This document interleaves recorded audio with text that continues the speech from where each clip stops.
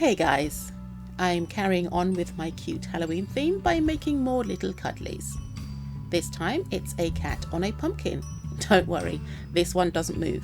I seem to be going hardcore with the plushies right now, but I'm going to blame the weather. It's starting to get colder and more gloomy outside, and the plushie yarn is just so soft to touch and I can't help myself. Anyway, with that said, let's get into it. I'll be using my favourite yarn for plushies, and that's the King Cole Yummy and the James C. Brett lines. I have the colours in this yellowy orange, the green and the black. I also used some purple felt for the details of the pumpkin, and I will of course list all the materials I use in the description box below.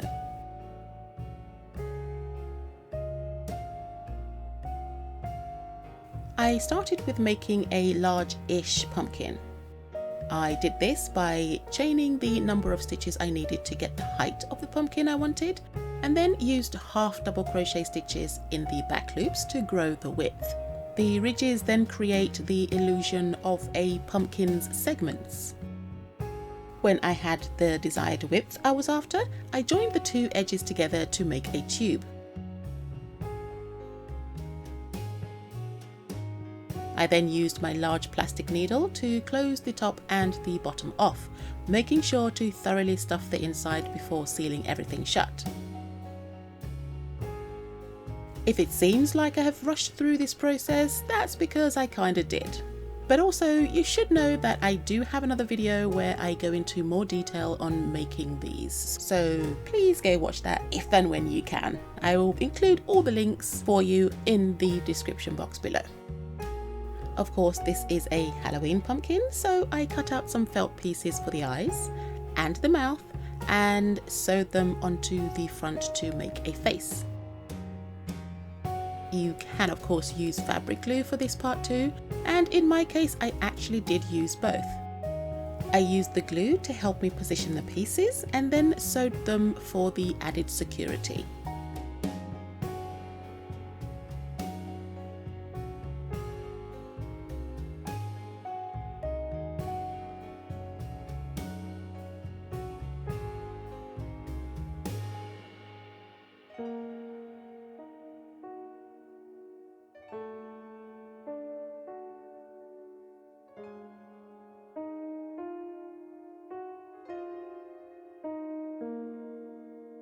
Next, I moved on to making the cat. As I wanted it to look like the cat is actually inside the pumpkin and rising up from it, I only needed to make the head and a little bit of the body. As I began crocheting, I first made sure it was the right size for the pumpkin. I had to repeat this as I went, frequently measuring, or to be fair, guessing roughly how big to make it, and if I was staying in that range and not making it too big. I really didn't want to get it wrong because unraveling this yarn is an absolute nightmare. It's hellish even, you could say. So I suggest that if you're working with it too, just try to be a bit more precise. Of course, that goes against all of my natural crafting rules. Precision in my amigurumi. Oh gosh. No way.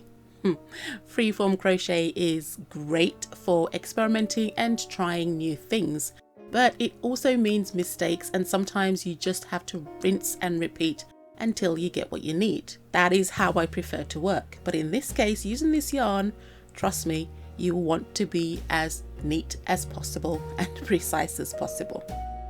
Anyway, with the head correctly sized, I stuffed it, inserted the safety eyes, and swiftly moved on to making the other parts.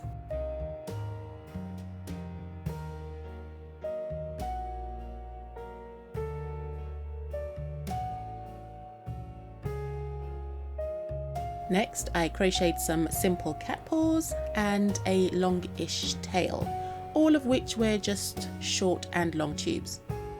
I debated whether or not to leave the tail out since the cat will be inside the pumpkin, and it stands to reason that its tail would also be inside the pumpkin, right?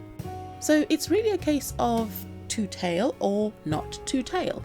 Realism is important for pumpkin cats. I also considered having the tail on the outside at the back to make it look like the cat somehow dug its way inside the pumpkin and only got into it through a hole that's only as big as its tail. And at that point I stopped worrying about it as it was getting silly. I mean, can cats get into the tiniest of spaces? Of course. Although I've never owned a cat, and I have no particular proof of that. If any cat owners out there can weigh in, then please do, and that would be absolutely great. But anyway, moving on. I also made some small cat ears in a triangular shape and sewed everything into place on the pumpkin. Looking good so far, but I still had the tail left, and I hadn't made up my mind on how to do that yet.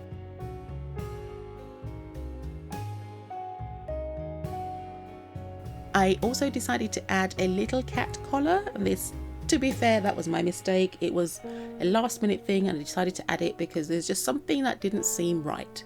So adding the cat collar with a little cat charm just made it perfect. To make the cat collar, I decided not to crochet it, but instead to use some felt that I had left over from doing the pumpkin's face. This was easier in essence because then I could just glue it onto the cat and it would be permanent. I didn't really want to fiddle around with small closures, so the glue seemed like an obvious choice. I also foregoed using a split ring and any charms because all the other charms I have are just a little bit off scale, so I used these tiny little bells instead and sewed it onto the collar.